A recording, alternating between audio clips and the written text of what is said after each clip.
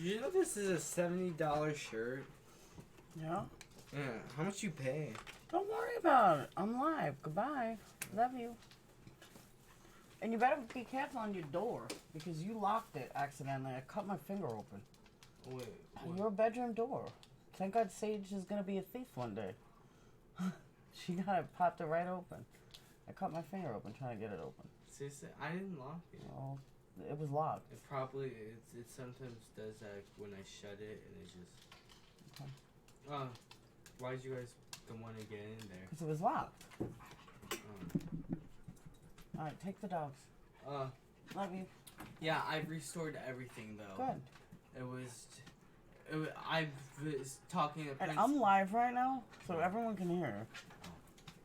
Take the dogs. Hi, people. Take the dogs.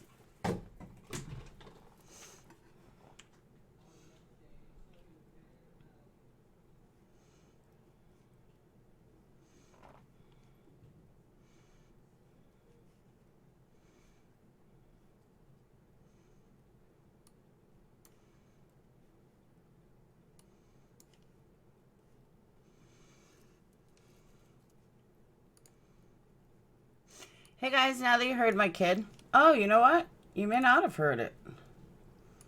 Hold on, I gotta change my sound. I hope it works.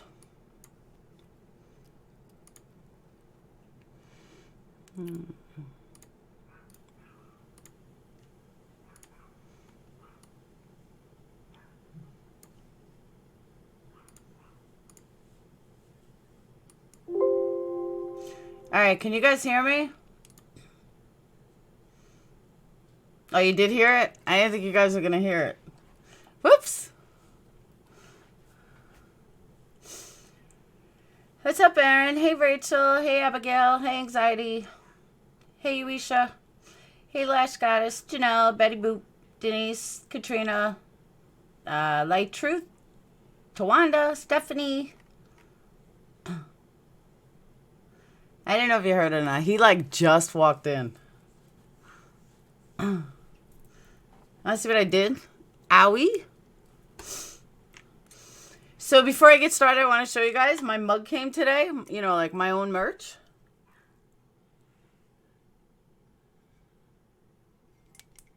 It's really nice, actually. Thank you, Michelle. It's actually not really done. It's only like a step done.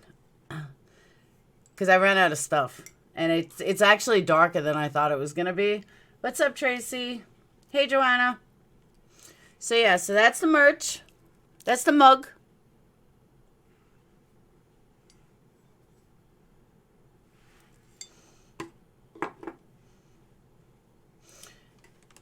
I know, Denise. I couldn't deal with the yellow anymore. The mug, it's $15, I think, and then it's like $4 or $5 shipping. Shipping is insane. But I trust Streamlabs. I know every gamer in the world uses them. But I was nervous because it took like a long time to get it. It took like 2 weeks. But they custom make it. And that takes 2 to 7 days and then shipping. But I know that one of the Patreons bought the towel. She said it's fantastic. So I'm so glad to hear that. Hey, Susan.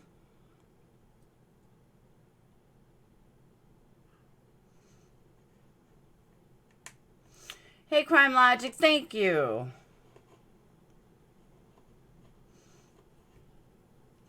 And Crime Logic, I didn't get a chance to answer you, but I saw your message on Patreon. Are you on Facebook? If you're on Facebook, let me know. Guys, Crime Logic is a new patron. And so is Susan Livingston. Hey, Long Island girl.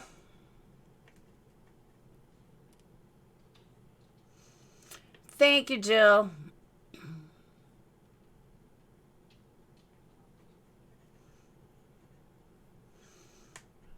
All right, so you got to hit me up on Facebook. And then that's where we usually always talk.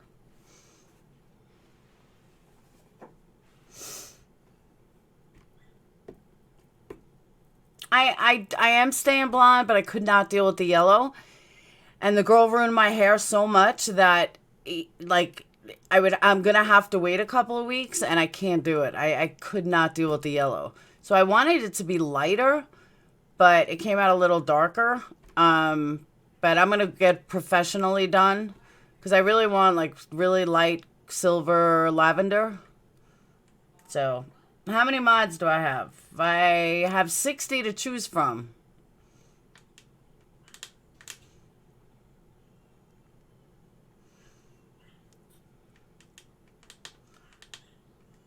Well, it's going to go lighter. It is going to go lighter.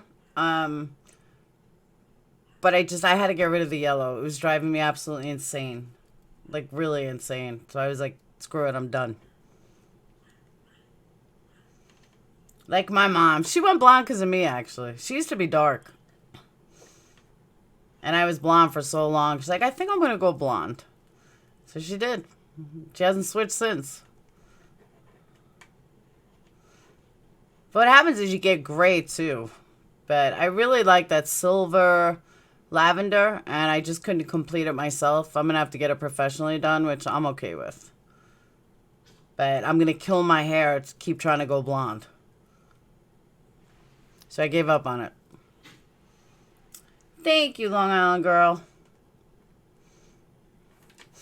I figure, you know, I can't go wrong with purple, but I didn't want to go like shocking or bright purple. So I just wanted like, I really wanted a lot lighter than this.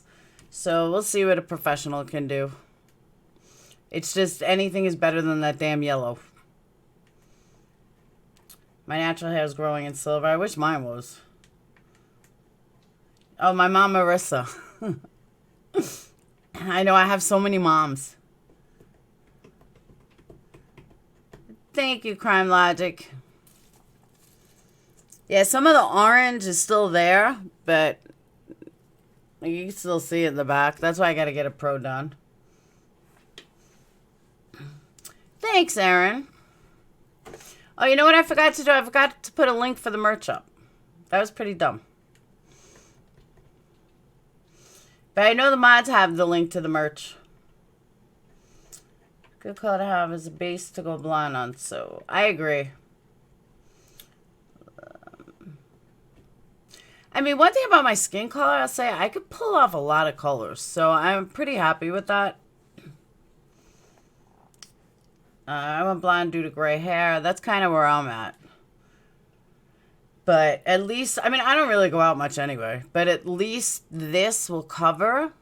Like, it's better instead of me looking in a mirror in yellow because it was so disgusting. I was, like, freaking out every time I had to look in a mirror. So at least, like, I can live with this. Yeah, the merch is good. I'll show you again.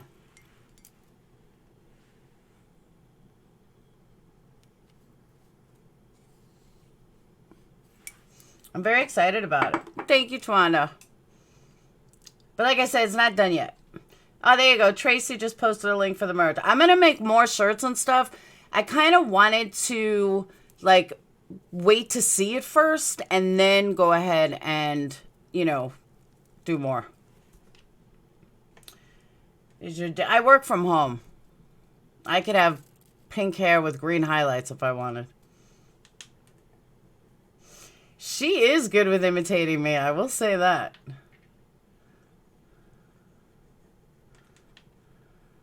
I will definitely say that. Where is everyone tonight?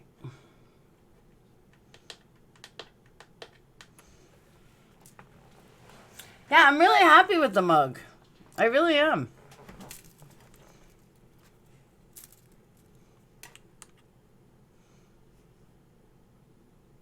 So I'm going to give it another couple of minutes. I don't know who's on now that my numbers are low, but hey, B-Lady. I have not seen a message yet. Is your gray or white hair, the blue shampoo will turn your hair silver. Yeah, it does, but it's because the girl screwed it up so bad, it's like in different spots. Naturally blonde, I'm getting gray hair, so I'm going platinum. That's what I want. Yep, I can hold up the mug again.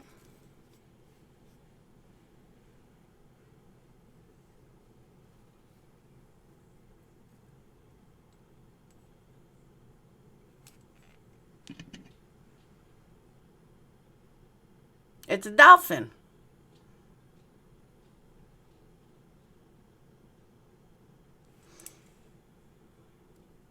Made in China. Oni's live. They do international shipping. I do it right through the same place that does my stream. Everyone is live right now. That might explain it.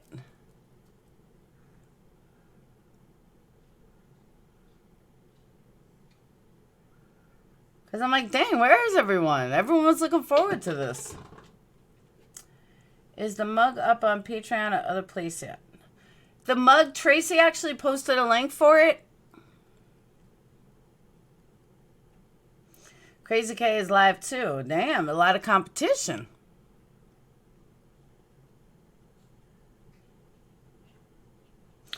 Everything's made in China except those made in China stickers. That's true. Yeah, Tracy posted a link again. Hey, James. So I usually wait till like I get to 100 before I get started, but it doesn't look like I'm getting there that fast.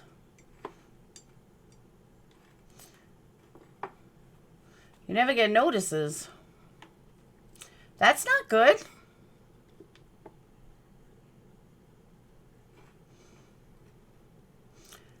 Yeah, because like I said, usually I wait till like 100 before I start.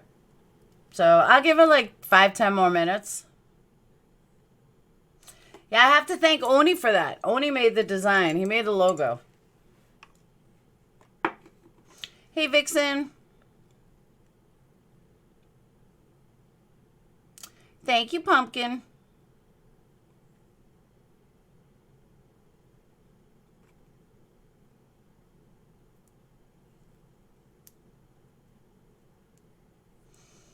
Yeah, guys, hit the hey, who's your daddy?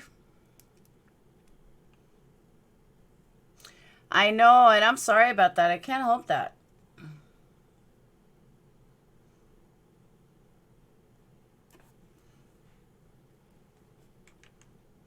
You know what I didn't do, though? I also didn't promote this at all, which was dumb of me. Like, I didn't promote it on my other channel or anything. That was kind of stupid. And I really don't know why I didn't do it.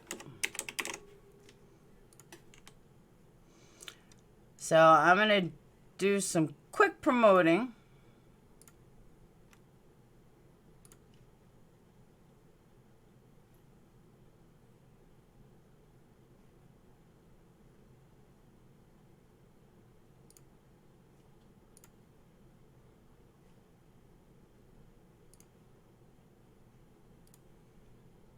No, but you guys don't need that. Usually I post it on my main channel. For some reason I didn't. I don't know why. Because I've been like so busy with work and crazy. Everything is like crazy. I didn't even post it on my main page. That's pretty bad.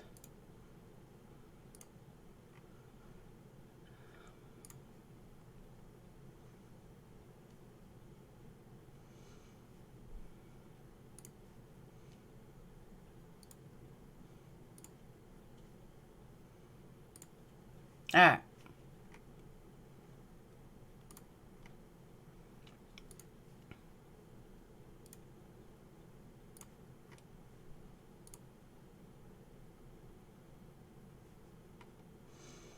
Give me 1 second.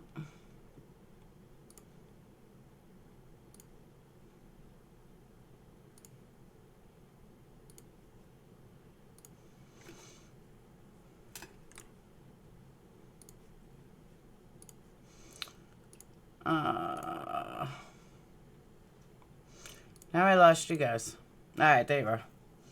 Hey, Mary. No, I haven't had time to do anything. Hey, Mary. Hey, Marie. Mary and Marie. James, I'm not disappointed. The last month I've been in this training at work because I switched positions.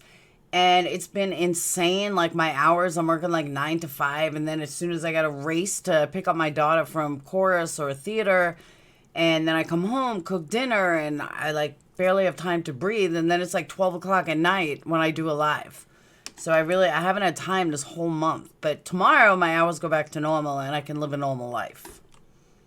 So I'm just glad that this whole training is over and done with. So I'm going to give it like 5 more minutes and then I'll get started regardless. So in case you guys don't know, if like you guys weren't here, so the way it's going to work is Tuesday night I'm going to introduce a case. Wednesday night and Thursday night I'm going to upload a case. I'm sorry, I'm going to upload videos on the case because like doing a case, I'm not going to do like a 4-hour live. So I'm going to upload videos on Wednesday and Thursday.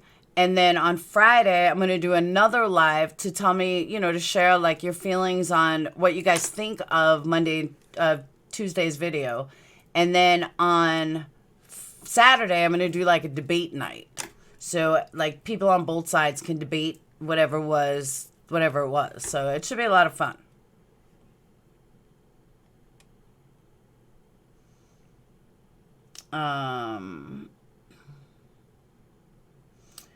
Did anyone see Oni when he had the Spirit Box is funny though. The Spirit Box is nothing more than it's an app on your phone. Like everybody can have one. Trying to buy a mug. Few questions. Can I get the light purple? You can get whichever one you want. The size, they're all the same size. I think I can make a bigger one, but I have to like make all of them. Then black, I'm on size 2, but no place to choose a size. I'm not sure. Hey, DJ. I'm actually not sure.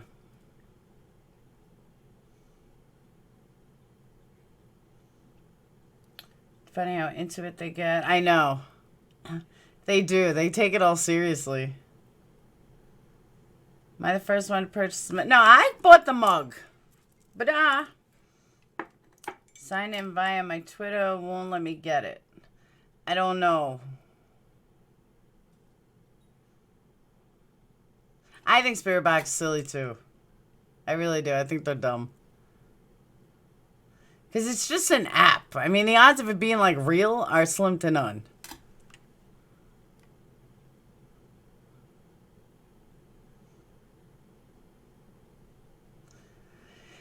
So, who's familiar with this case?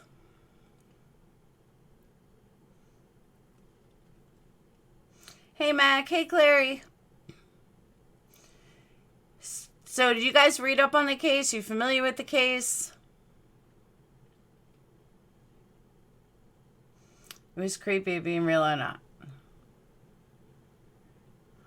You should be able to choose the 11 ounce and the drop down is the only size. Yeah, I think that was the only size that allowed me to do.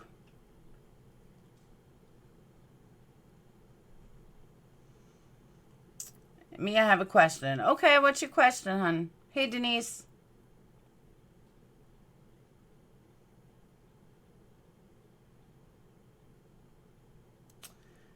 I'm really going to say everything twice. Hang on, I'll fix it. Huh? Thank you, Clary. It's not done yet.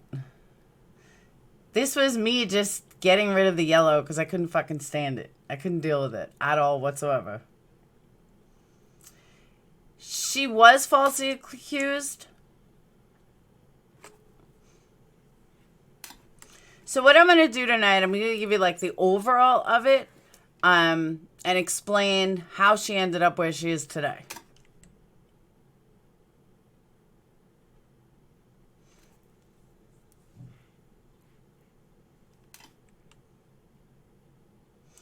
Thanks, Clary.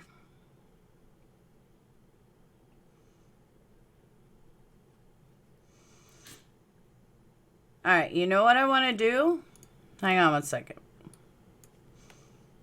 I don't know why I didn't do this before.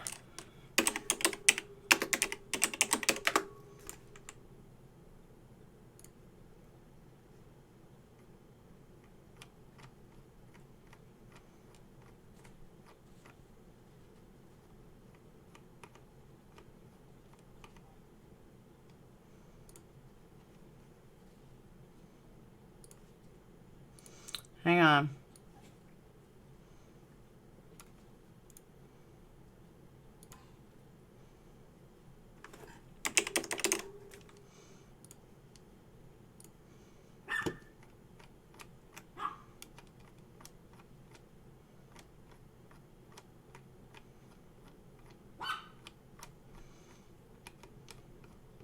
All right.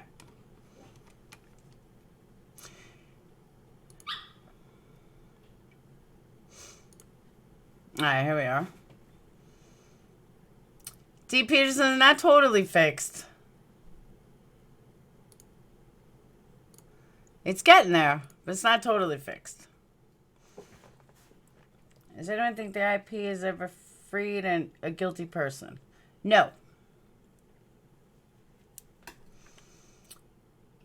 All right. So Noura Jackson, let me explain why I'm even doing this case first. Noura Jackson was the very first crime that I ever really got into. I mean, I wrote this girl in prison. She never wrote me back, but I wrote her in prison. I followed her family. I followed her Facebook. I followed everything about her. It was like my first like real Innocence Project case, and it was something about her that I'm like, this girl is innocent. There is no way she's guilty. And I just had this gut feeling that she's just not guilty. And the backstory behind it is, and I'm going to give you a quick rundown, and then I'll go into more details. But the story goes, her father, I thought it was like 6 months, but it was actually like a year and a half. Her father owned like a gas station or something, and he was murdered, brutally murdered, in his house. They don't know, I mean, in his work. They don't know if it was crime related, if it was a like a hitman, if it was mob related. They didn't know why. They never found the killers. They never even found like a reason to get him killed. So then Noura Jackson is left with just her mom. Her mom's name was Jennifer Jackson. They had a normal relationship, typical like mom, daughter, teenage daughter, a single mom, raising her by herself. You know, she had her ups and downs. And also, let me also say too, that if you guys want to catch my attention or you're typing me a question, make sure you tag me in it, so because I'll see it out of the corner of my eye. So I just want to, because I'm not going to be looking at it. I'm going to be looking straight to look at the camera. So just so you guys know, like, I'll see it out of the corner of my eye. Hey, Save Robbie. So,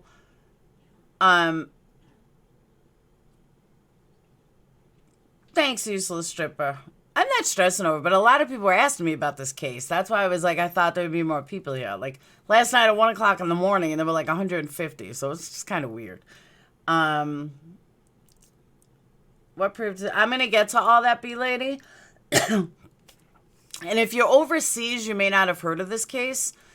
So what happened was, you know, Noura was like a typical teenager. Like, she really was. She were into boys, and she told her mom no, and, you know, she had her ups and downs at school, but she loved her mom. It was what it was kind of thing. You know what I mean? Like, typical single mom raising a teenager. And Noura still had to deal with the death of her father. So one day she comes home, and her mom is brutally murdered. Like, brutally. Stabbed all over the place. Blood everywhere. She freaks out. She calls 911. You know, somebody killed my mom. And in the trial, what happened was you see her going into, like, this store. And I'm giving you, like, the total, like, synopsis. And then I'll get into details. You see her going to a store. Every single one of her friends said that she did it. Every single, like, person in her family except her aunt said she did it. Like, everybody wanted this girl to be guilty. It happened in June of 2005. I think it was June of 2005. And when she went into the store, she had to get a Band-Aid for something. So people automatically thought that she was guilty just because she went and got a Band-Aid. Like, she bought Band-Aids at a store before she went home and her mom was killed. Like, it was stupid and whacked. I mean, really. Hey, Steph. Hey, Harry. How you feeling? So, oh, hey, Lorraine. So then she gets convicted. She gets sentenced to 20 years. And she maintained her innocence the whole time. She said that, you know, she wasn't guilty. But the jury convicted her because every single person on that panel convicted her. Like, even her own friends turned on her. Like, she was an 18-year-old, you know, wild teenager, and just sat there like, oh my God, now what? And she was convicted, and she went 3 years in jail before she even went to trial. Then she was convicted for 20 years. A couple of days later, after the trial closed, a letter appeared. And this letter was held back by the prosecution. It ended up playing such a major role in the case. It was because of this letter that Noura won her appeal, and it was a unanimous decision for her appeal to clear. And she ended up getting out on an Alfred plea. Originally, she wasn't going to take the Alfred plea. She was like, fuck no. I only have like 2 years left or something like that. I don't remember exactly, but it was something like that. She didn't have a lot of time left, and she decided, you know what? Forget it. I'm not doing it. But then the Innocence Project came in when this turned out to be unanimously that she wasn't going, that, you know, we can't help you if you don't come out of jail. Like, if you take the Alfred plea, at least then we could start helping you. So that's what she did. She took it. She got out of jail. Now she's, you know, going on and on trying to work with the Innocence Project to totally exonerate her. Her aunt is still the only one that believes in her. Good if I could potty myself to the John. Aw, poor Harry. So she, you know, is really like, all she does is fight, because right now she's still a convicted murderer who killed her mom. And there's just something about the case that I know she didn't do it. So I'm also going to show you that letter, the letter that actually freed her and gave her freedom. And I don't know what it was about the letter that made it so huge. But unanimously, the Supreme Court overturned her conviction and she walked on this Alfred plea. So that's like the overall of everything. Now I'm going to get to details, show stuff, you know, that kind of stuff. So anyone have any questions so far before I move on? Now, I do have one question for you guys. For anyone that knows this case, does anyone think she's guilty?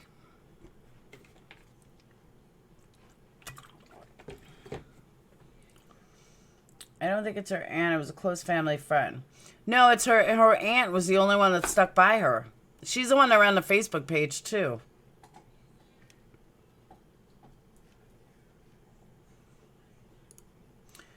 So let me one moment.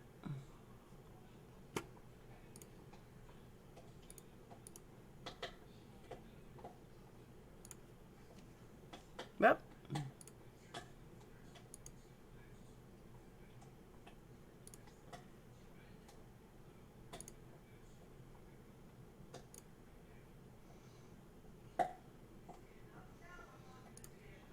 All right.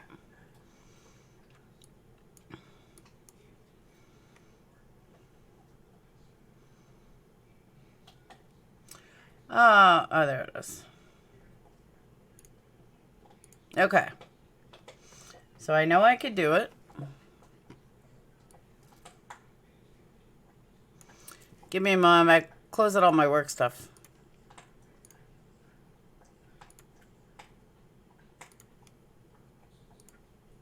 All right.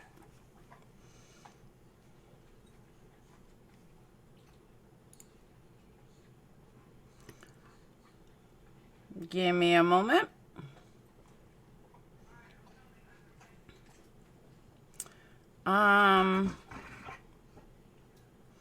Pictures. Why is life difficult?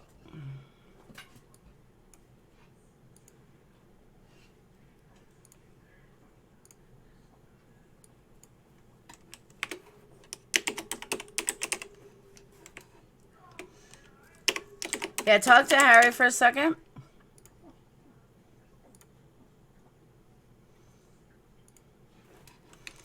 Oh my God. Did you ever, like, not realize that you saved something under a certain name and you forgot what damn name you saved it under? A letter.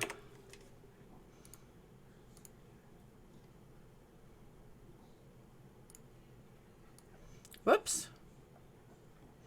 I didn't want to do that. That just screwed up. Alright, hold on, guys.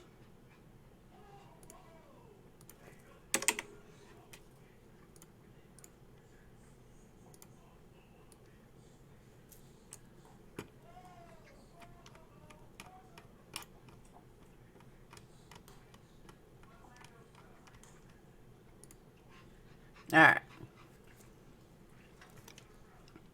We're back in action.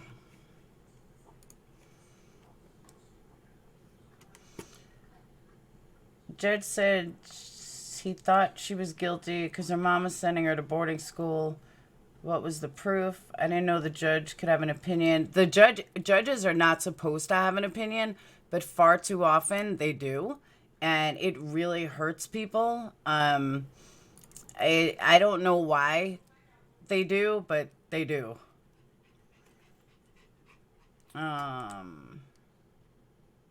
So now I'm going to get more into the details of the case.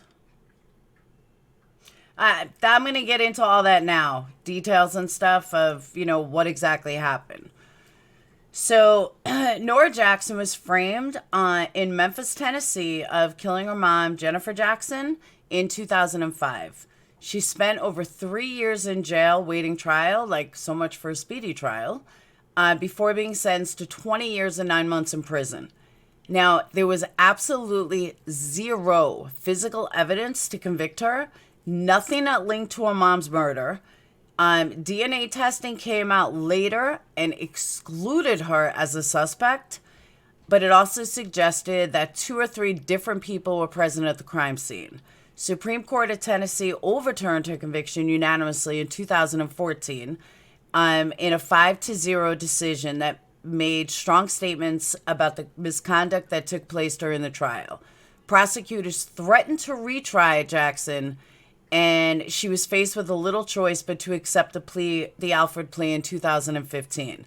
Noura Jackson was then sent back to prison for 15 months before she was finally released in 2016 after serving 11 years in prison. She's joined by one of her lawyers, senior staff at the Innocence Project. And Jason Flom is, I know from the music industry, but he's also very, very big in Innocent Project. He actually started the Innocent Project, or one of the like head guys in the Innocent Project, which is really kind of weird because he was like a music person. He still is. He owns like Lava Records. It signs a lot of big bands. So it's just weird that he's connected in both. I always found that strange.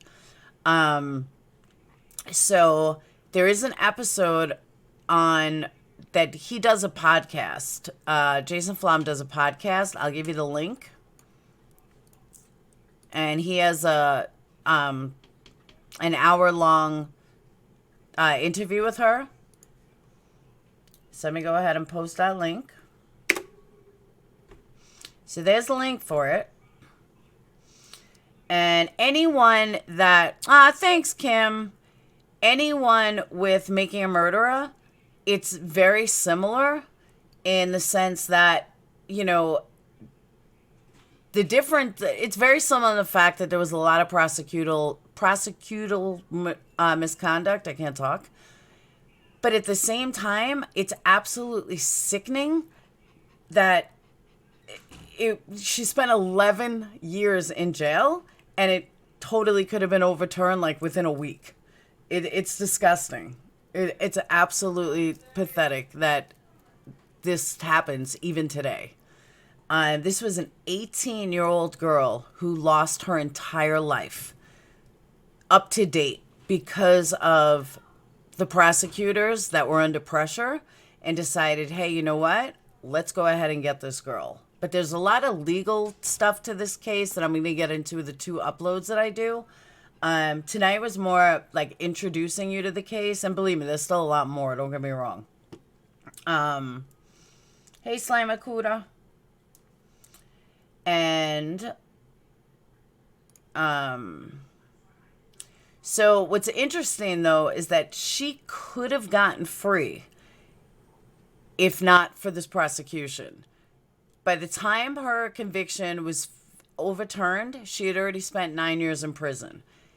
This like type of prosecutorial error almost always goes unpunished. That right there needs to change in the system. This is like the one thing that we've been fighting for making a murderer for so long. Like, I understand that judges, you know, are have immunity, and a lot of people have immunity, but it's not fair that people, you know, an innocent young girl, 18 fucking years old, is going to lose everything because some prosecutor didn't want to turn in evidence. I mean, that's sick. Like, seriously sick when you think about it. Let me get back here. And it's absolutely disgusting that they allowed it.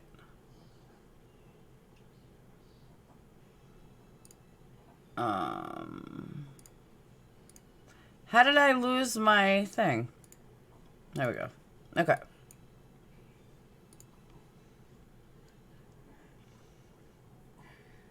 Good night, Crime Logic. Thanks for coming. She was 18 years old, and she lost everything. Everything.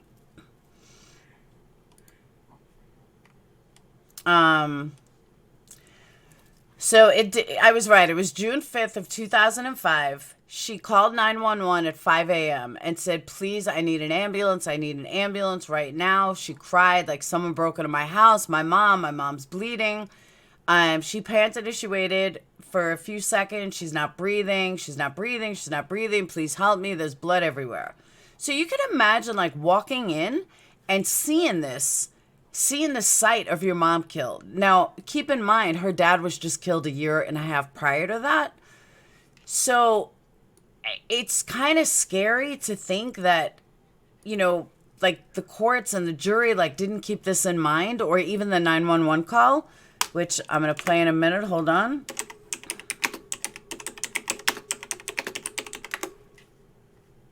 Okay. It's only about a minute and 48 seconds.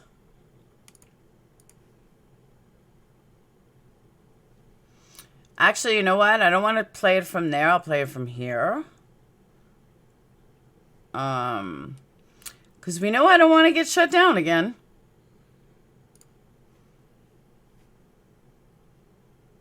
Please, I need Tiny to name good Tiny name good right now. It's on the line. Don't hang up.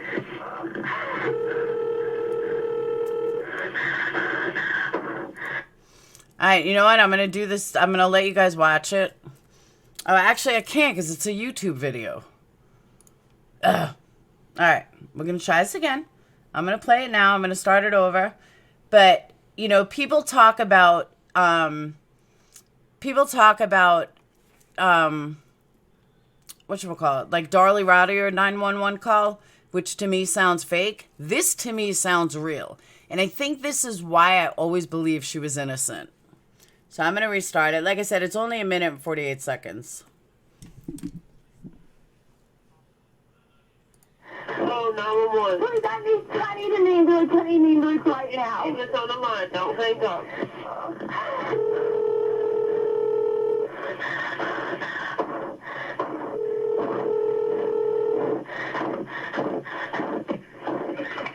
Fire department, what's the address of the emergency? 5001 New Haven Avenue. What's the problem, sir, exactly? Someone broke in my house, my mom, because my mom is bleeding. Is she breathing? No, she's not breathing. She's not breathing. She's not breathing. Please help me. Ma'am, was anyone shot? No, there's blood everywhere. Please, I need a police officer. Like, does that sound fake? Hey, ma'am, No. how old is your mother? She's 39 years old. Oh, my God. Oh my God. Oh my God. Please, please help me. Please send somebody. Okay, listen to me, ma'am. I need you to calm down, okay, so we can help your mother. Thank you, Tiara. Okay?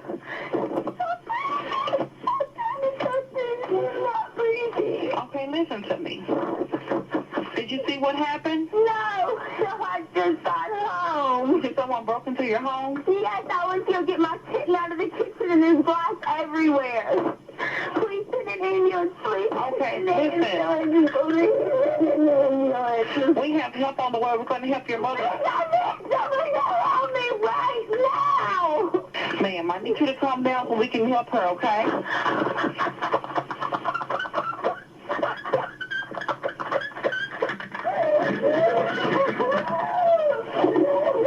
I agree. And that's it. That's the 911 call. And I think the first time I heard that, I was like, there is no way this is fake. There's just no way. And yet, she was convicted. It is so sad. I agree. It's totally real. Like, people think Darlie Router is real. That's a real 911 call. You're not thinking. You're just freaking out. You know, like... And again, keep in mind, her dad was just killed a year and a half prior. So, like, you combine that, and it's like, there's no way that this girl did it. I don't know how anybody can listen to that call and think that she just murdered someone. Like, I've heard 911 calls, people that are innocent, and they still sound like they may have done it. But that was like, wow. Like, totally wow.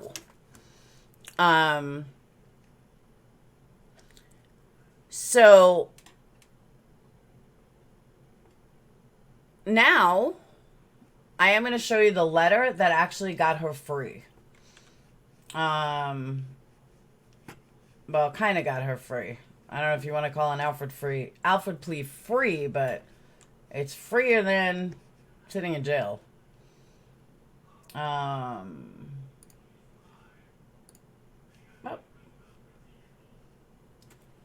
All right, so before I do that, remember I said that her dad owned a gas station? It was actually a convenience store.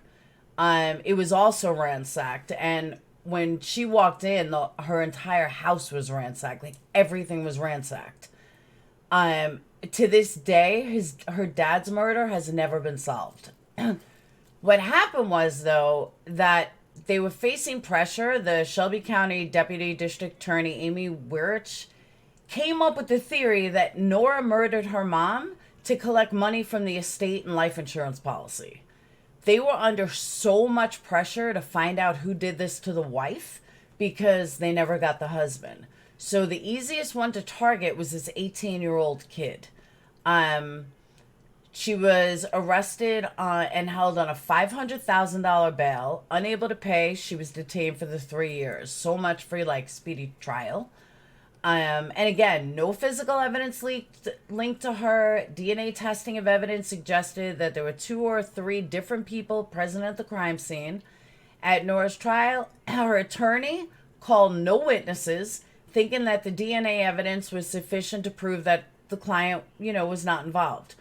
The state called family members to the stand who testified that Noura was rebellious and that her mom often argued, sometimes about money. Other witnesses, her friends, testified Noura partied often and consumed alcohol and drugs. She was fucking 18 years old. Only evidence that tied Noura to the murder was the testimony of a friend, Andrew Hammock, who said that she called him between 4 and 5 a.m. and asked him to meet her at her house. Now, that was the single biggest piece of testimony that sent her to jail. But it gets a lot better. So the jury found Noura guilty of second-degree murder. 5 days later, a letter that Hammock wrote to police surfaced, and which he admitted to lending his phone to a friend and being under the influence of ecstasy the night of the murder. Knowing the admission undermined the credibility of the state's key witness. Now, for making a murder of people, you guys see the connection here? Noura's attorney appealed to the Tennessee Supreme Court because the prosecution failed to turn over the note from Hammock. Before Noura's trial, the court unanimously overturned a conviction in August of 2014. Court also found the prosecutor made improper arguments to the jury. So in 2015, Noura's case was given over to another district attorney's office. They offered her a deal in which she could take the Alford plea. Hold on. Please match video via YouTube. I will. Exactly, big lady. Typical 18-year-old mom, you know, rebellious, drinks, parties, whatever. What 18-year-old doesn't? Especially, like, she's still mourning over the fact that her dad died. You know, and that's what I can't get. Like, of course she's still going to be upset. Her dad was just murdered. Like, it's not even that long. It's only a year and a half. So I was actually really surprised. So then she took the Alford plea. State Department of Corrections told her that she had enough credits to be released the same day. Eager to move on, Noura accepted the deal, but soon learned that she did not, in fact, have enough credits to be released and still had to do another year and a half in jail. And that's the sick part about the prosecution. They should have fucking let her out based on that lie. She took the goddamn deal because she thought that she was getting out that day. Fine, I'll take the deal. It was a fucking lie. They were not letting her out that day. After she signed the deal. This is a young girl. She had no criminal record. She had no criminal history. Why would you do that? I can't for the life of me understand that. Why? She was just a kid. It's insane. So she says that she doesn't even remember if she cried. She remembers feeling sick. She remembers feeling embarrassed. She remembers feeling ashamed. On paper, I'm the killer, even though I maintain my innocence. That's what the cops look at. So somebody's getting away with murder, and I help make that happen. So the Innocence Project is still working on to use updated DNA testing methods to identify the sources of the biological material found at the scene of Jennifer Jackson's murder that fully exonerated Noura. But then they're open to lawsuit. Exactly, but the point is, like, exactly, Risha, Brendan Dassey all over again. That's what I'm saying. Like, you guys hear the connections? But the fact that, you know, how can you make this girl sign, take the fucking plea, and then tell her, sorry, you know, you don't have enough credits? The judge should have let her out based on that alone. Like, they were so fucking railroading this girl. Like, so railroading. And it's so wrong. So, I want to show you guys the letter, though. And the Innocence Project is working, like, really hard with her. Like, they really, really want to see her free. There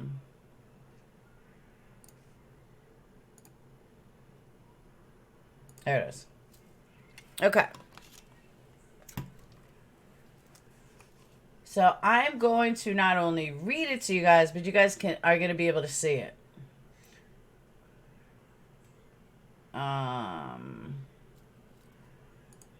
Okay. Bear with me a second. So now while I do this, I'm not going to be able to see you guys.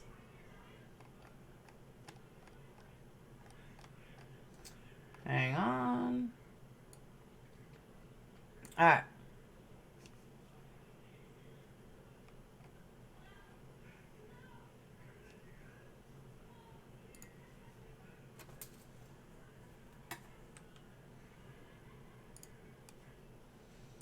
Good.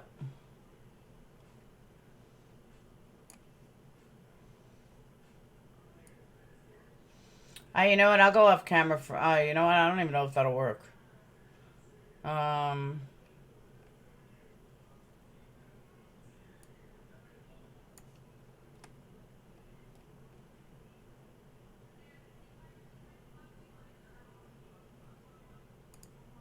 Yeah, that'll work.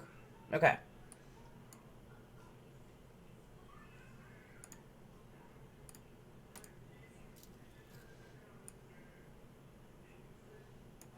All right.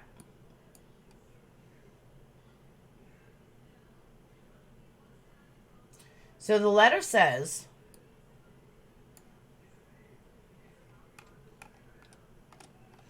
oh, now I lost it. Okay.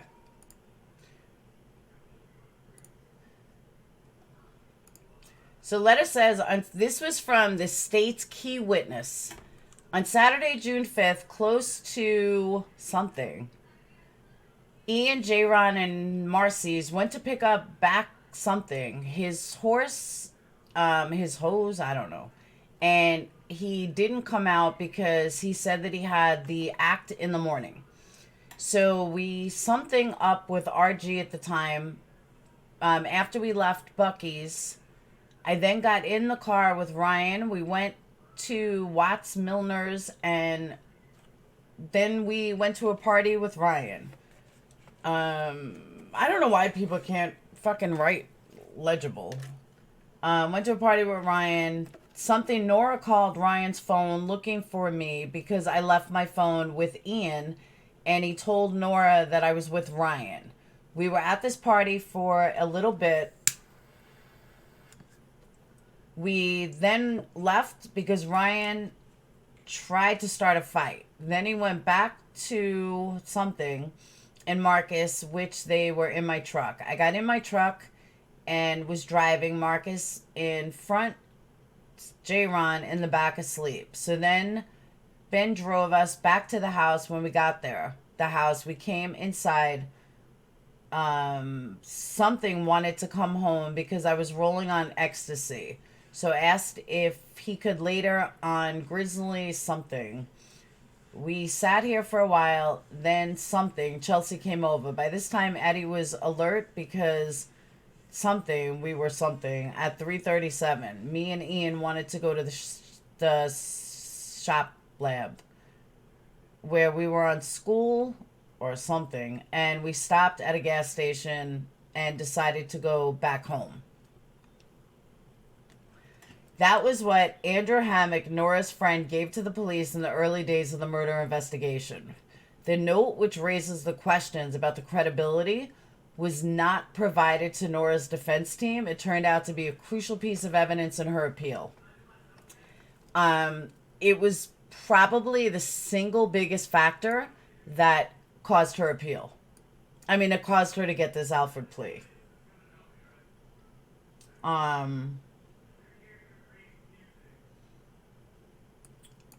Let me go back here.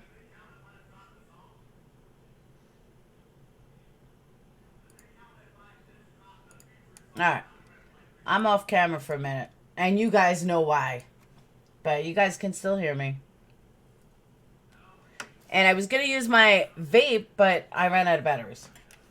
So, is that the same as pleading no contest? No, an Alford plea, in my opinion, is you're pleading guilty. I mean, that's not my opinion. The fact is you're pleading guilty. But you're pleading guilty, in my opinion, it's all about money. Anyone that takes an Alford plea is because they want to get the fuck out of jail. I mean, rightfully so. But it's really about money. The state doesn't want to pay money. Someone take that question on thin ice. Yeah, remember, guys, you got to tag me or I'm not going to see it. Light truth. But how did she know she wasn't shot? How did she know she wasn't shot? I don't think she ever said. She just said there was blood everywhere. She never said exactly what happened. She just said there was blood everywhere. And I think there was a knife, but I'm not positive. Who wrote that? That was written by the Star's key witness, the state's key witness, who was her friend, and totally burned her. I don't think you could. A kid did write it. He was a state Star witness and her friend. The 911 operator asked if she was shot. Noura said no. I don't know. Maybe it just didn't look like she was shot. I honestly don't know, but I know she's innocent. I don't care what you guys say. I know she's innocent.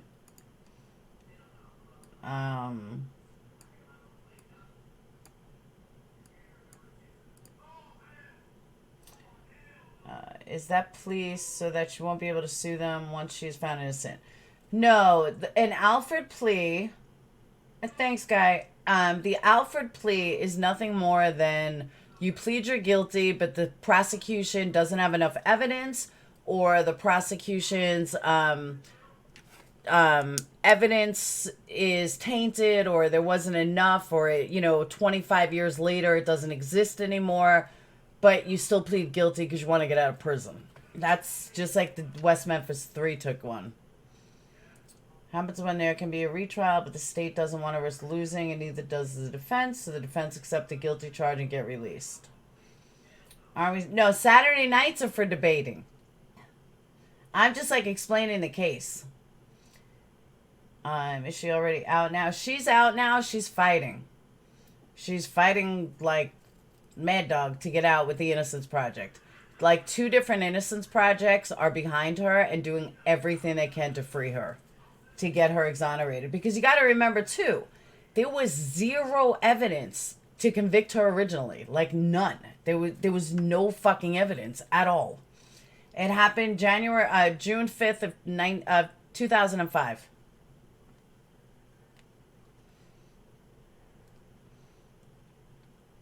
She did cut a deal with them. She should have never cut a deal, and she wasn't going to. But the only reason she cut that deal was because she was told she was getting out that day.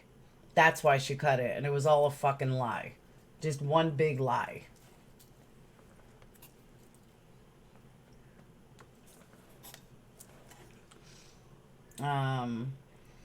Well, Clary, that's the thing. That's what they've been trying to... That was like the original case. Like, it was obviously the same person. Oh, I was wondering why my camera's on, but it's not on.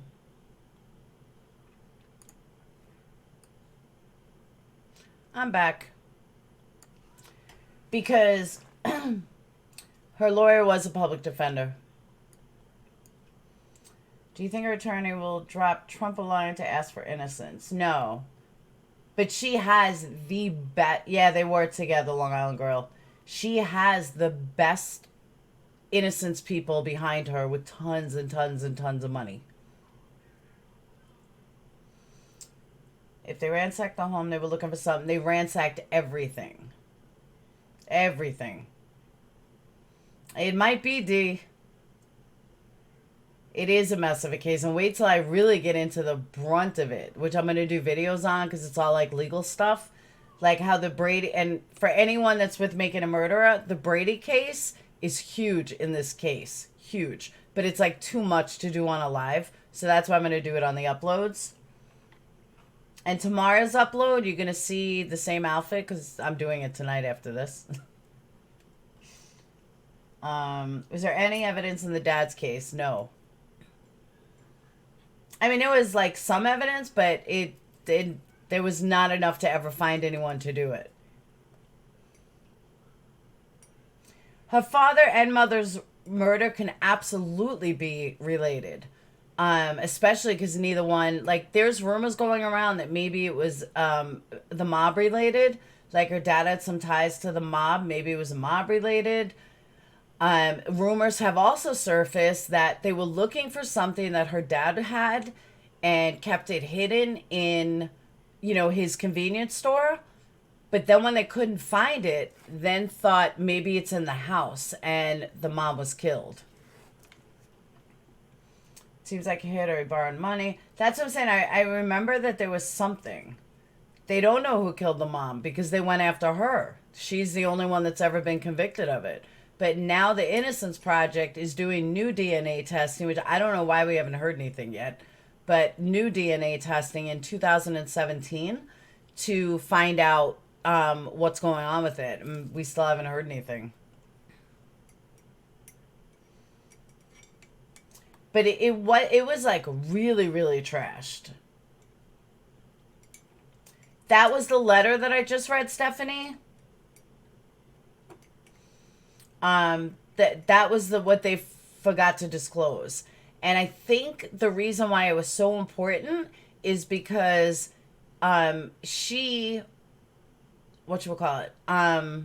the reason why it's so important because he said that he was high on ecstasy. And that letter was given to the police like 4 or 5 days before her trial even started. And that would have changed everything. And I mean, unanimously, Tennessee Supreme Court agreed that that letter could have changed everything. Because you're using the reliability of a kid who's fucking high as a kite on ecstasy? Come on now. Mom had no history of drug use. Mom was really, like, nice mom. They were a year and a half apart. Like, they were like 15 months apart.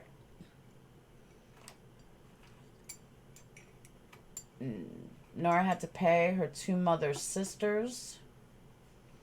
Yeah, it was about 15 months. Did father still have a camera? Yeah, but there was something going on with the camera that I don't remember what the story was. The camera was off, but either way, they never found the killers. To this day, her father's murder goes unsolved. And now, to this day, her murder goes unsolved. But the Tennessee police didn't want to be convicted, like, didn't want to do another case with her, stating that, you know, we can't find the killer. They didn't want to look bad, so they automatically hit up Noura. Now, they never thought Noura killed her dad or anything, but they do think they killed her mom. But, I mean, think about it. Wouldn't you do drugs and alcohol, drink if your dad was brutally murdered? She loved her dad. Like, they had a really close relationship. Long Island Girl, I have tried and tried and tried and tried and tried. She is yet to answer me. She accepted my friend request, but will not answer me. I've tried 1,000 times. And she didn't even write me back in jail. Money involved? No, there was no money involved. I mean, that's what the, bye Sherry, that's what the prosecutor tried to blame it on. Prosecutor came up with this theory that, you know, she did it for insurance money. Her mom gave her everything. There was no insurance money. I mean, it was insurance money, but one of it was left of the 1.5 million. But that's what I'm saying. They try to say that that's why she did it, because of the insurance money, but she didn't do it. I mean, think about it. There was absolutely no evidence to convict her. Even the DNA at the time said that she was ruled out as a suspect, but yet she went to fucking jail for it. Do you happen to know if there was a period of time previous to her dad's murder and after her mom's murder, other killings that are not solved? I mean, there's always killings that are not solved. But as far as in connection with them, no, because they never knew what the connection was. Like, again, the father, they think may have had some mob hits, but with the mom, the mom was a normal mom. She was working. She was taking care of a child.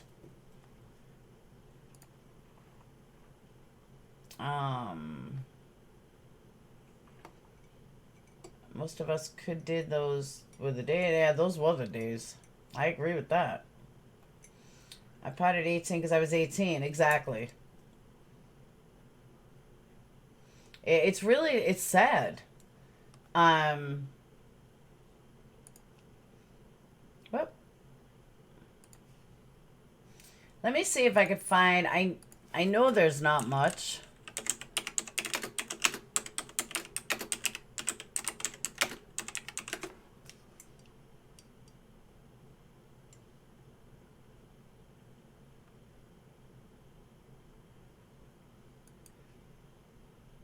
Okay. Let me back up. I forgot about this. When I said mob, I knew there was something and I did forget. So, new information on a cold case. Nazmi Hasina, which was Noura Jackson's father, was murdered in his East Memphis gas station 13 years ago. Recently filed court documents show that he may have been killed because he was helping police take down a Mexican drug cartel. Hassana was the father of Noura Jackson. The teen who served time for murdering a mom, Jennifer Jackson, was stabbed more than 50 times in the East Memphis home she shared with her daughter.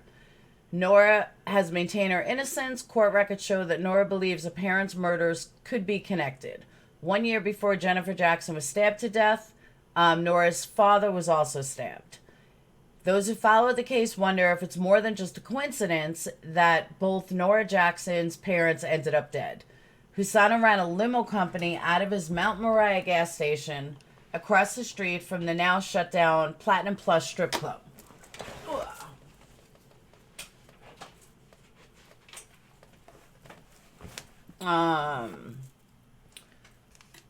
Those who followed the case wonder if it's more than just a coincidence, blah, blah, blah. Memphis homicide detectives remain tight-lipped, like they're not speaking. It's all kind of speculation. He was killed in 2004. She was killed in 2005. The surveillance tape from inside Asani's convenience store is poor quality, but it shows about 10 p.m. on January 26, 2004, the killer came into the quick shop. He waved customers off as they pulled up and took cash from the register. Then he went into the office and took the surveillance tape. You can see the video that he takes, what he believes is the surveillance tape, but there's actually surveillance tape on the surveillance tape. Lieutenant Mullins said robbery has been officially listed as the motive for the murder since the killer is seen taking money from the register. We did look at the different problems that he was having with the limo service, different reports filed, problems with an employee, but could never link anything except for what we see in the video. While the court records try to make a connection between the deaths of Nora's mother and father, Lieutenant Mullins says, to my knowledge, there's no link between the two, except Nora being the child of the two of them. It's a terrible, tragic situation. Losing a parent is bad enough. Losing both is terrible. But losing both parents violently, that's more than most people can bear. Police are asking anyone with information about Nazmi Hassami's murder to come forward. That was the latest, and that was from 2017.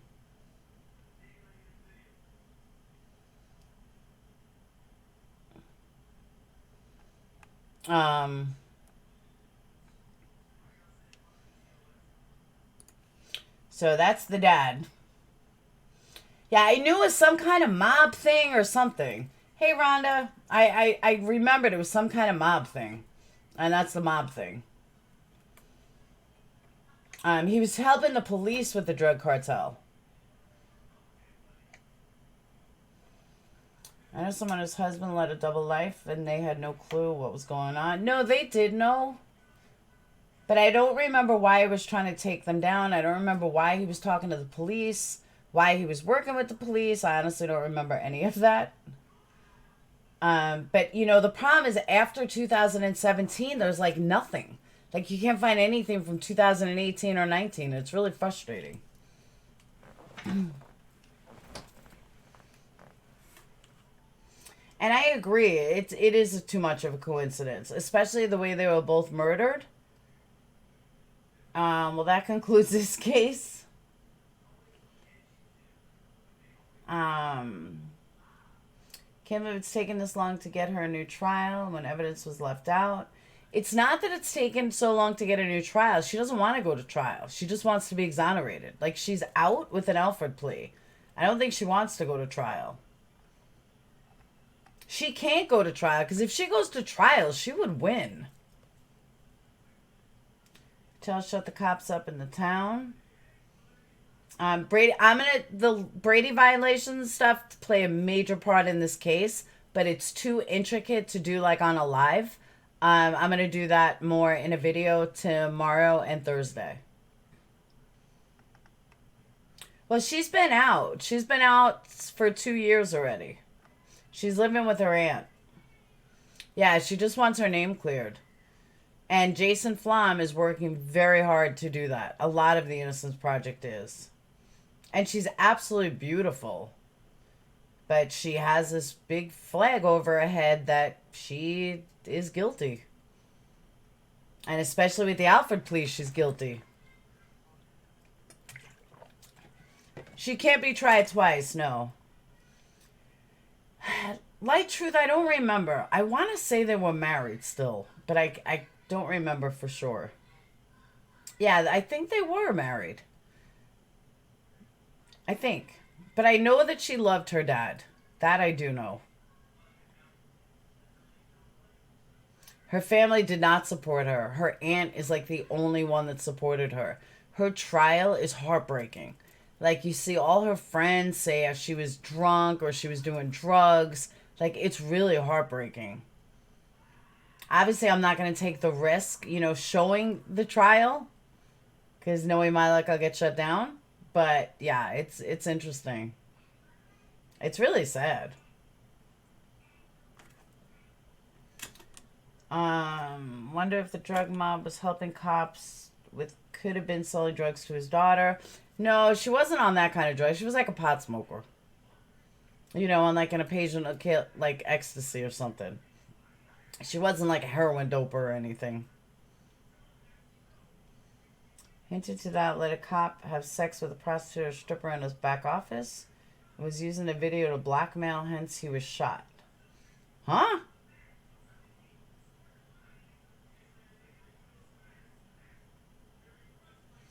Maybe they only wanted the mob, but I wonder why, if it was them.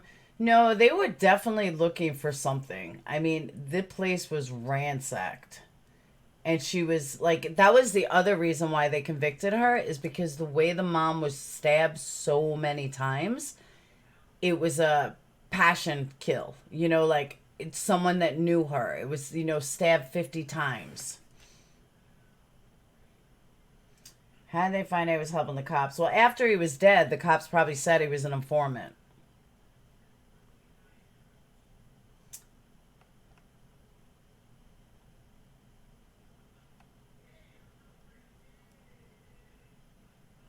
Also, there's something about the dad having cameras in the back of the limos and using them to blackmail people.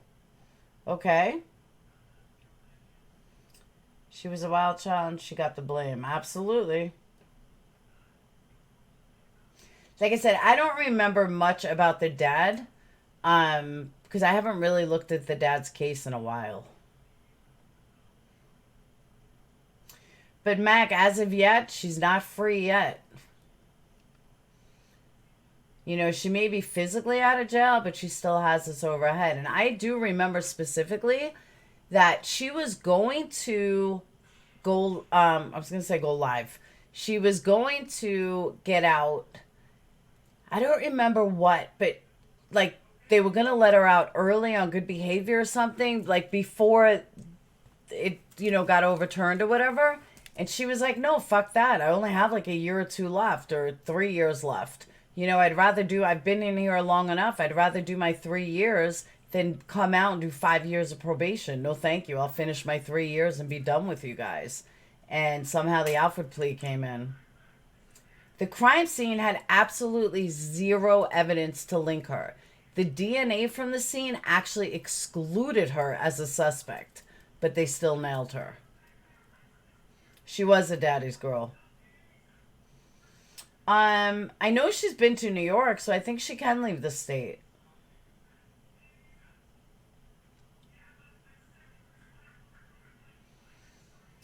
Because that's where Jason Flom is based out of, New York. I know Innocence Project in New York is helping her. But maybe she got special privileges for that. I'm not sure. Hey, Irish gal. There was no DNA linking her to that case. You know, I don't remember exactly, but I remember there was something about like the window was sliced from the inside, or they said it was from the inside, and that, you know, like she had this cut on her, that she walked into a store and she had this like cut on her that could really hurt her. They thought that was like from the mom, and it was like 5 o'clock in the morning or something. Oh, she can't leave the state?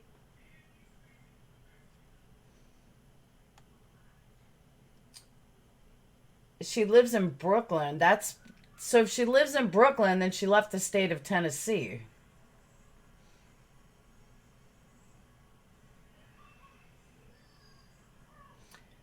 Yeah, no DNA. There was nothing. DNA from the scene actually excluded her. But if she's living in Brooklyn now, I believe that, because Jason Flom's in New York. And I know that everyone in New York Innocence Project is trying to help her. I gotta sneeze. I know that everyone in the Innocence Project in New York is trying to help her. Hey, Carol. She did her time in Tennessee. That's where everything is out of. But the Innocent Project may have gotten her special permission to move to New York because Jason Flom really wanted to take on her case and was really going to fight for her. Thank you, Steph. So I know a lot of you guys weren't in here before. So I just want to this is the mug for merch. I got it today. I'm so excited. I'm going to drink coffee out of tomorrow.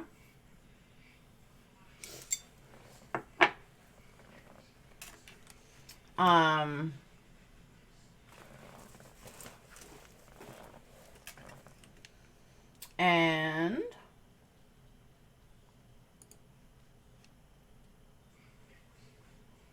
it is. It came out really nice, right?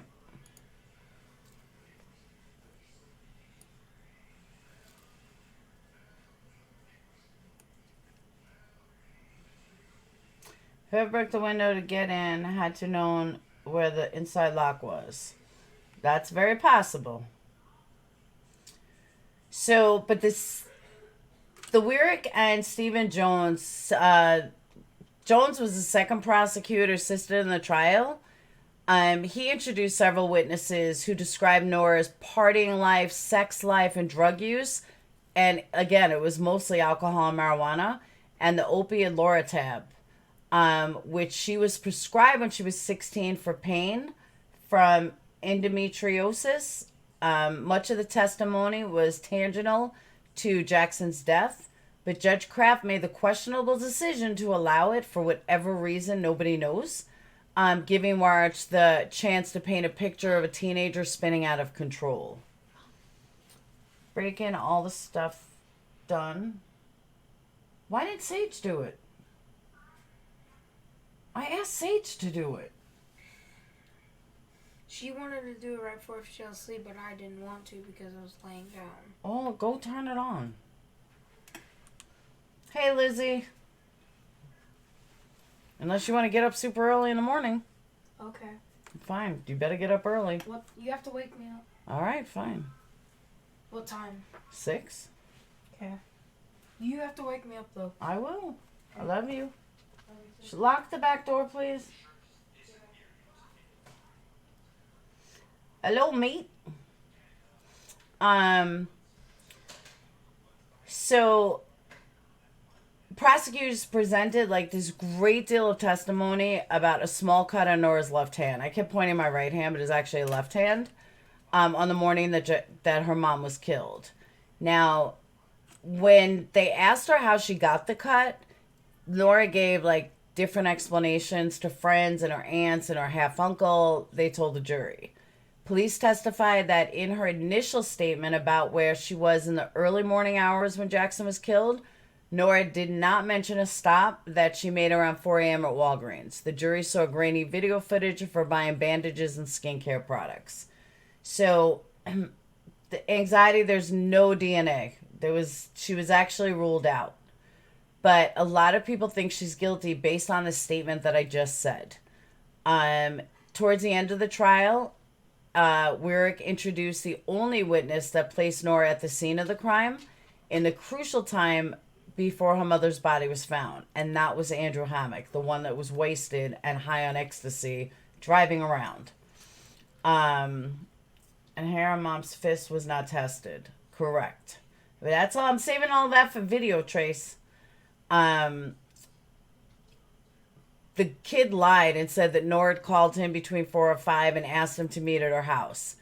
Weirick asked Hammock if Noura had ever done it before and if he considered the request normal. He said no, she needed a cover-up. Jones said the jury in his closing argument, someone to go inside with her so that they could say, yeah, I was with her when she found her mom's body. So if you didn't really understand that, let me rephrase that. So this kid that was a state star witness who wrote a letter saying that he was on ecstasy totally convicted her. And, being that he was high on ecstasy, it makes me wonder if he's the real killer. And he's never been brought to justice.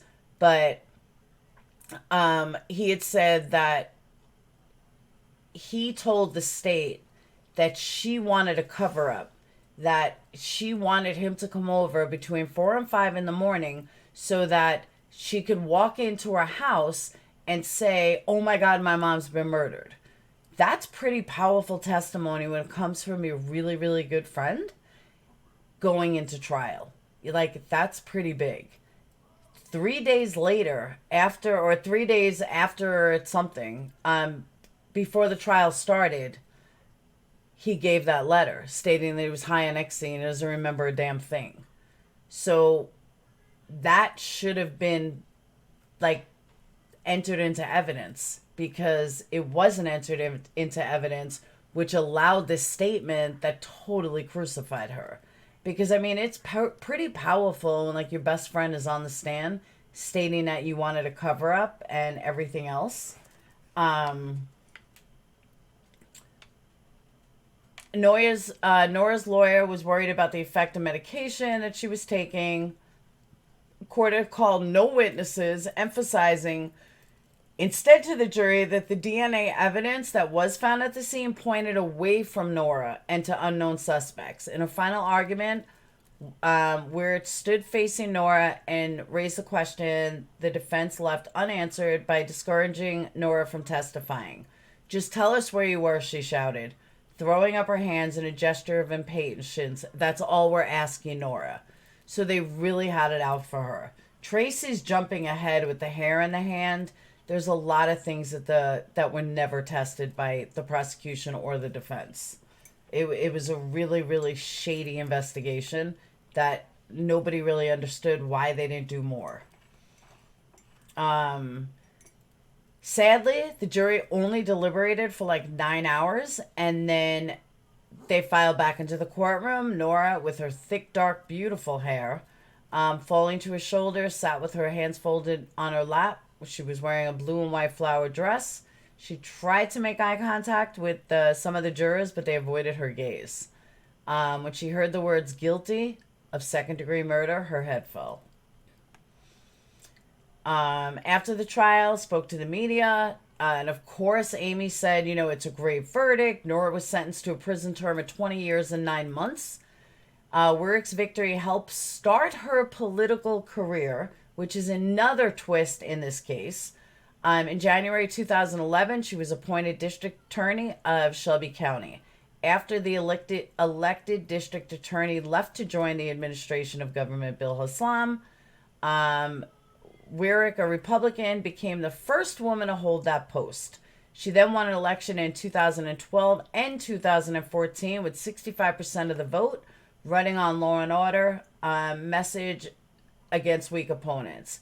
A friend have said her husband, who is also a lawyer, began moving the family to the governor's mansion one day.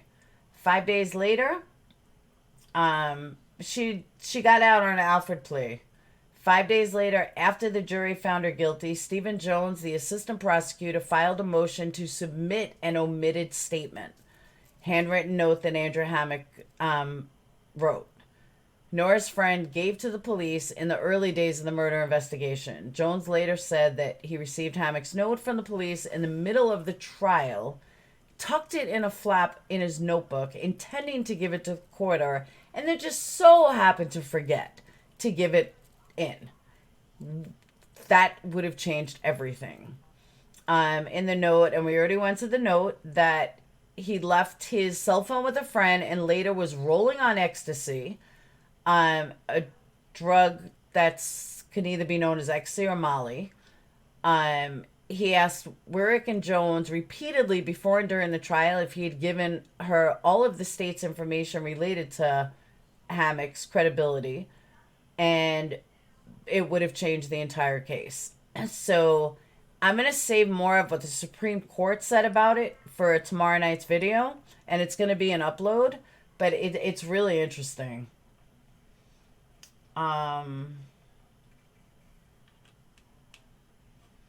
Yeah, and it's really sad that how much of the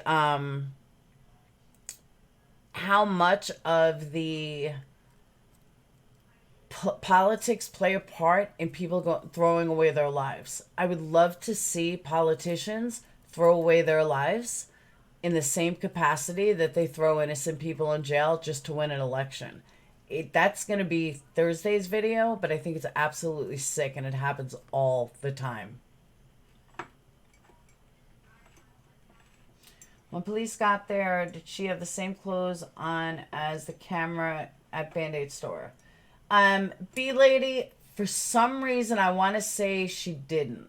I don't know why, but I might be wrong. Thanks, Carly. I can't say for sure, but I know she was wearing a skirt and a shirt. But I honestly don't remember if she had the same clothes on. Because for some reason, don't quote me on this, for some reason I want to say she didn't. Because I kind of remember saying she had blood all over her clothes, so she changed or something like that.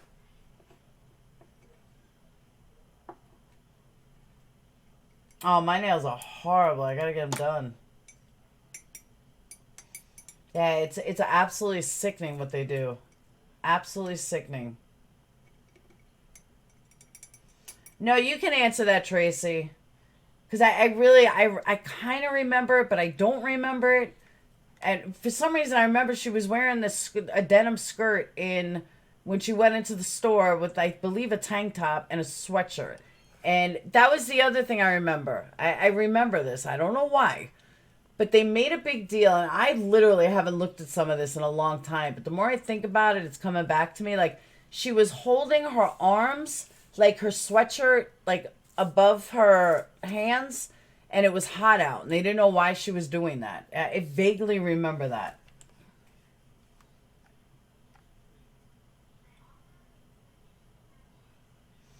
No, Trace, you can answer. Weren't the clothes in her trunk? That I don't remember. But she was at a party or something. You're right, but she was at a party. Tracy thinks she's guilty. Tracy would be a good debate on Saturday. But I remember it was hot out and they were making a big deal that it was hot.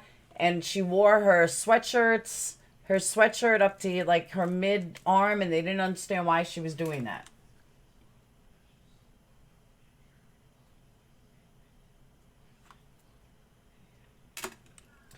But you have to understand, too, I am not one. She said it was to cover her hairy arms. I knew there was something about the long arms, and it was hot out. You have to understand, though, anything circumstantial can make somebody look guilty. You can put together circumstantial evidence that fits perfectly. That you would say there's no way that somebody is innocent because it just fits perfectly. You know me better than that. I'm not coming on. And that's exactly what happened to her. It was pure circumstantial evidence. Because if I remember correctly, she had the clothes in the trunk because she was going to a party and she didn't want her mom to see what she was wearing or something. There was something about it that wasn't right. Thanks for stopping by, Carly.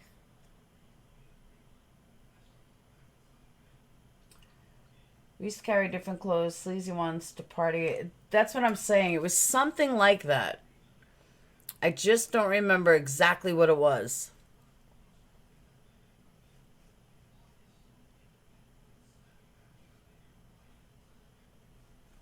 But it was something crazy.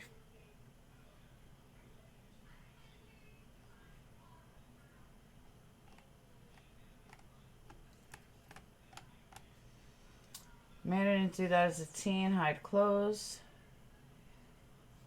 You didn't do that as a teen? A lot of people hide clothes.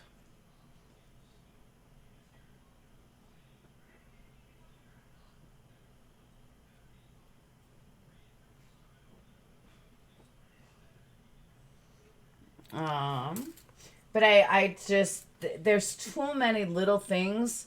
Like, for example, DNA exonerates people all the time. DNA makes people go free every day.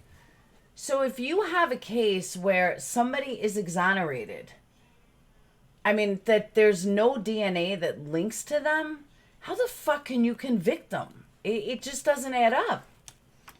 There's just no way that you should convict somebody like that. Like, there was no evidence.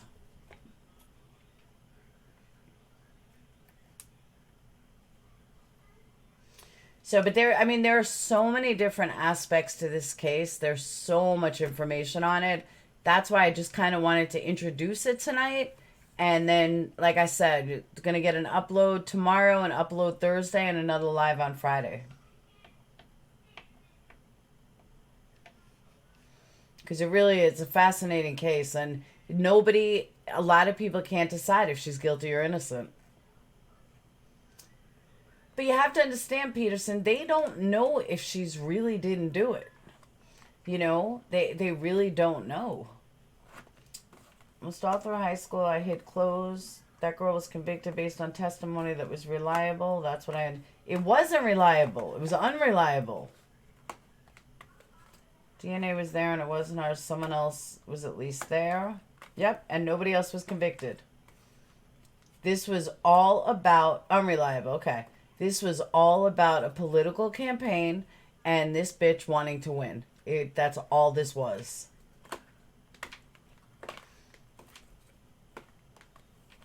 And it's really, really sad that people convict on...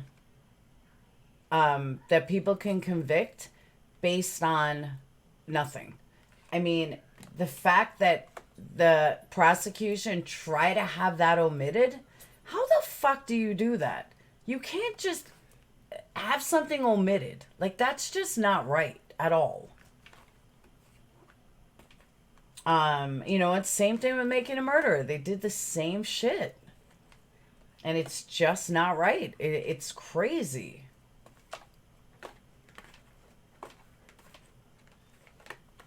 First con I went in Texas. Parents had no idea I was singing in a rock band.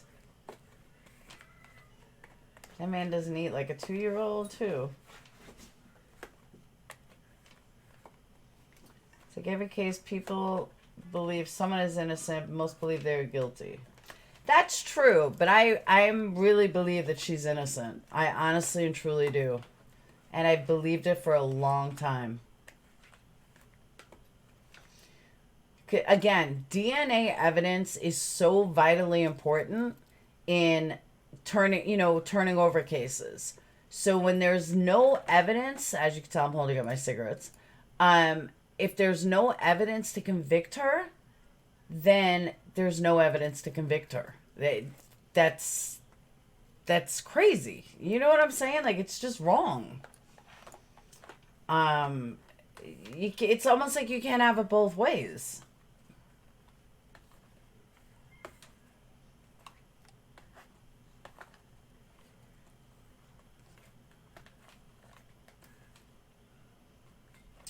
They should look into the DNA cut. Ah, thanks, Tracy. Tracy, you're too sweet. And don't forget Patreons. You guys are going to see the video tonight if you want to wait up. One of the uploads you'll get tonight. I may do both, but I highly doubt it.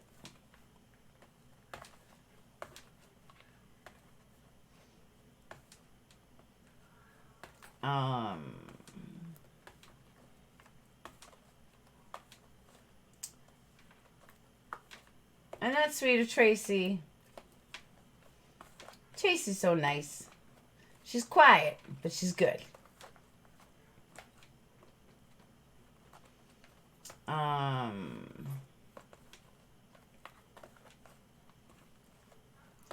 No, you don't. Tracy, you don't have to tip me at all. No, on the Facebook group. The main chat, which I know a lot of you guys aren't added to.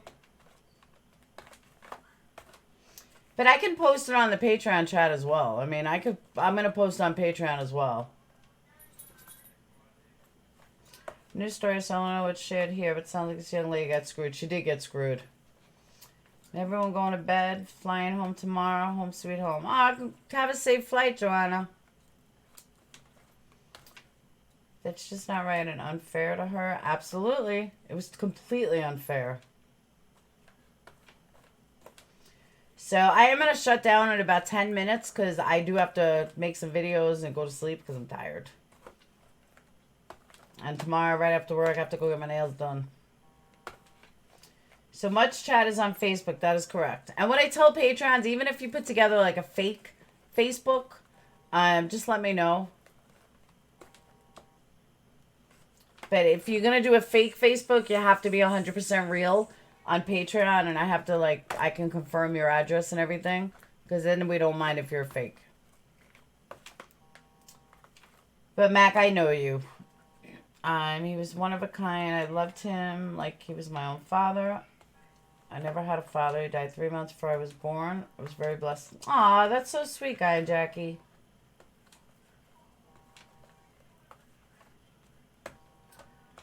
The most important evidence for her is the cuts, to be honest. If the cuts were from the murder, her DNA would have been found at the scene. So I'm on your side. She's innocent.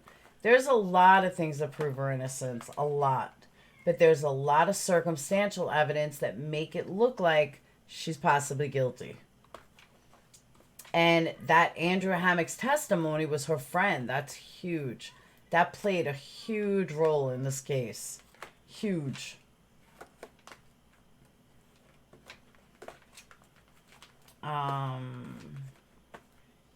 What is a fake Facebook? Fake Facebook is if I know who you are, and you don't happen to have a Facebook because you hate social media or something like that, but I've seen your face, I know who you are, then I don't care. Like, you know, Red Lotus didn't have a Facebook account. You know, something like that, where she used Red Lotus. I don't have a problem with that. As long as I know you, I've seen your face, I can verify your phone number, and I know you're a real person.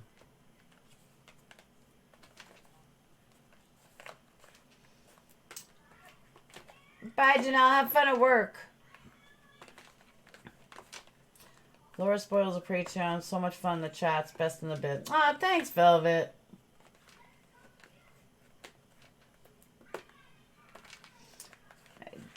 Peterson, why is it raining? No thunder today.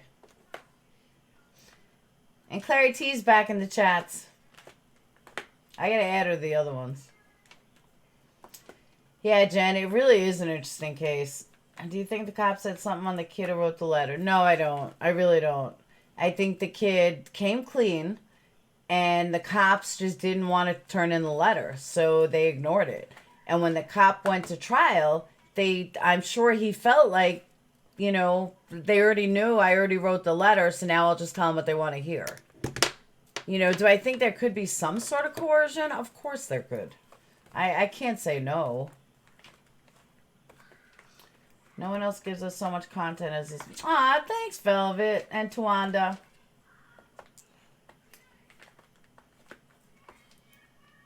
So when someone, parents to be someone. Too much for my little brain. Can we get an interview with the kid who wrote the letter? I never thought of that one. I know I'm pulling at strings. If you can try, I'll try. I never thought of that, actually. He may not want to, though. Send your message on Patreon. Laura works hard, especially putting up all the drama crap. Yeah, but you know what, Tawanda? I couldn't have done it without all the Patreons, too. I mean, you guys have helped me out immensely. Another cooter.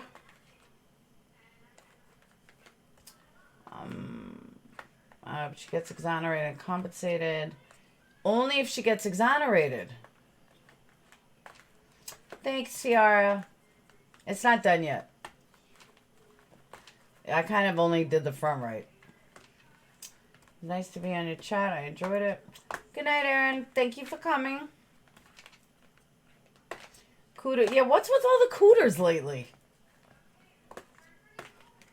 What happened to Cooter St. John?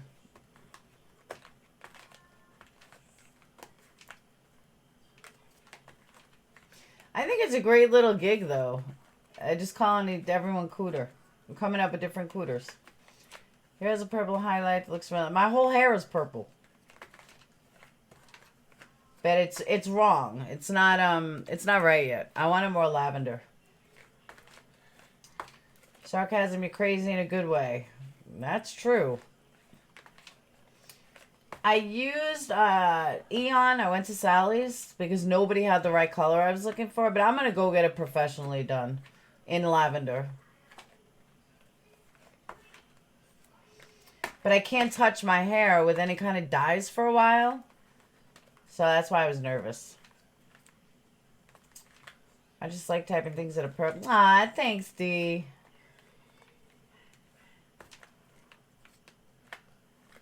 Here on Patreon, but no mod. So here's a Patreon link you will love. Velvet, as I get bigger, I'm going to definitely add more mods. And you know that. It's just, like tonight, there wasn't even 100 people. And I know doing true crime, I'm really not getting trolls. No, not back to... No, this time a real professional. Looks very nice. Thank you, Geek Chic World. Kudos for everyone. Damn right.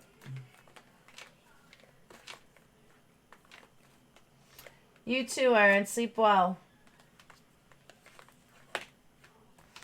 It's going to be weird not doing a live for 2 days. Perfect size for the topic. I agree. Going to be a cooter. Harry, you're a cooter? I want to know who the cooters really are. Because I think they just like popped up out of nowhere and I think it's funny. I meant only mods post Laura's links. Oh. I know trolls. I don't get trolls on crime nights. I can still see you in a law office. I would do great as a lawyer. I honestly and truly would. I just don't have the time or the money to become one. Purple mods work hard. I don't think you want to be one. They do work hard. They're amazing.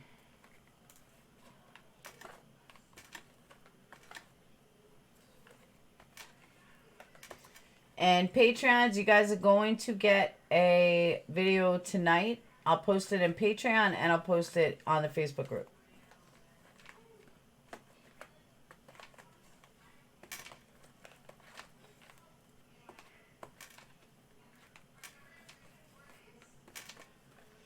Thanks, Ben. I know I'd be a kick-ass attorney. But I'm old. I don't have the time to study. I don't have time to do the bar exam. I don't want to be in school with a bunch of 19-year-olds. There's a lot to it.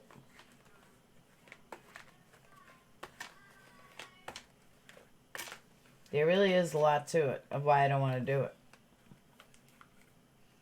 I can't with these cooters. I think it's all the same person. I want to know who they really are. All right, Tawanda. Sweet. I just honestly, I looked at the bar exam. I am not that type of lawyer. Like, I'm not that type of, like, person. I understand logic in logical ways. I think outside the box. I think in ways that other people don't think. But what I don't do, I can't, like, the logic on, like, math, like, for the tests. I was looking at that bar exam. I was like, oh, fuck no. I would never pass this. Thanks, Marie. Laura would be dated as a lawyer? Ah, thanks, Light Truth. Not sold, but open-minded. You'll be sold by Friday, I promise. I went back age of 52, got a BS and master's. Well, I'm 48. I already have my bachelor's in psychology. I am pretty much finished my master's. I didn't completely finish it, but I'm close. And I would just need law school. Like, I already have those degrees. I would just need law school. But I just don't think I would pass the LSATs. I really don't. telling you, I have a math disability. I really don't think I would pass it.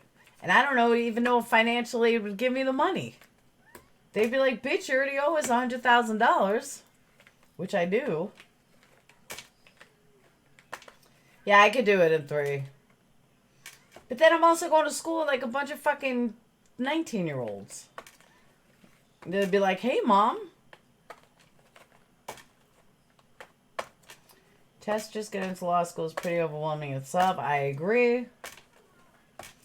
You know what I did think about, though? I thought about doing, like, California online school. Like, California is the only state that you can do an online law school. Not that I ever want to really be, like, a practicing lawyer, but more like I can work behind the scenes kind of thing. I don't know. Oh, look who shows up. What's up, Molly Moo? I'm almost done. I was wondering where you've been.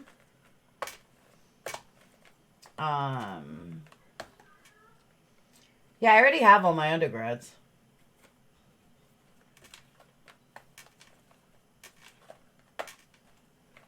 No, but like I have a serious disability with math. It's not like I don't like it. Like I seriously have a disability. Just like my husband, he wants the knowledge. Kind of. Professor level to students, trust me. I know. But that's the other thing, like, what's taking shot to Barbie? Talking shot to Barbie? Huh? You mean talking shit to Barbie? Is she bullying Emad? My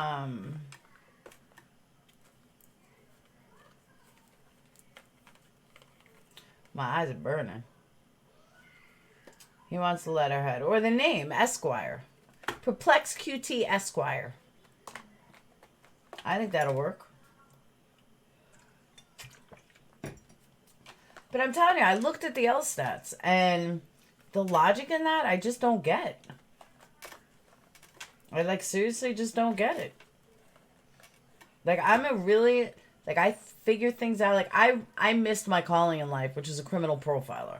I should have done that at 18, and I would be a killer fucking criminal profiler.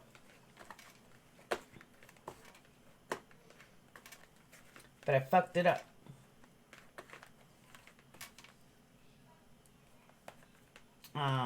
And now they don't even do it anymore. You can't even, like, do it. Yeah, I would never tell anyone what I got in math. I have to ask the other quiz about the roast pig. So, alright guys, I'm going to shut this down. Molly's going to go live now if you guys are awake. Right, Molly? Like bitch did to me last night. Clary, you'll have the video later. Susan, tell Molly she has to go live now.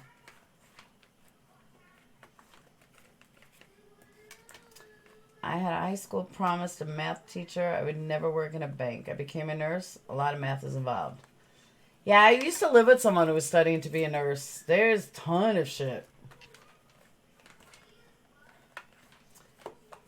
I'm not good at the math either. You're welcome, guys. Again, look for uploads tomorrow and Thursday. You know what it was? I've been doing too many uploads and, too many lives. And as much as I love doing them, I'm like, I have no time to clean my house. I have no time to do anything because I'm always getting ready for a live. So I got myself on a set schedule. This is going to be the set schedule. Lives back to the way they used to be, which is Tuesday, Friday, and Saturday. And then, like, last night, like, if something comes up and I'll throw in a live, you know, I'll do it on Friday. I'll do it on, like, Monday night late or Sunday or something like that, Sunday afternoon. But Patreon meetings I try to do on Sundays. And, you know, so I want to get back into a routine where I have time for everything in my life. Thanks, Tiny Hands. It's not done yet, though. It's only, like, step 1. I know, every one of my hairs has steps. I have to get it professionally done. Once I get it professionally done, I'll be good. Cleaning is overrated. Yeah. Except when you have 3 kids that come home and lock their fucking doors and you never see them until the next day. Thanks, B-Lady. Tawanda, we're famous now. Molly going live, right? Molly's gonna go live. Just like she did to me last night. Thanks, Batty Boot. Friday's gonna be good because then you guys are gonna get to know more of the case. A lot of the stuff Tracy was talking about. Like, I really just wanted to give you guys an overview of the case because there really is a lot to it. Show a close-up of your earrings. I have never found my dad's charm. I don't think I'm gonna find it. Those are my earrings. They match my hair.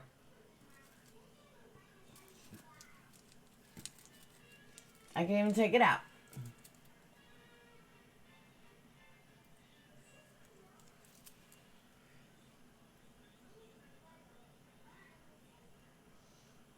And my boo-boo. Hey, Karen. Aw, thanks, Tiny Hands.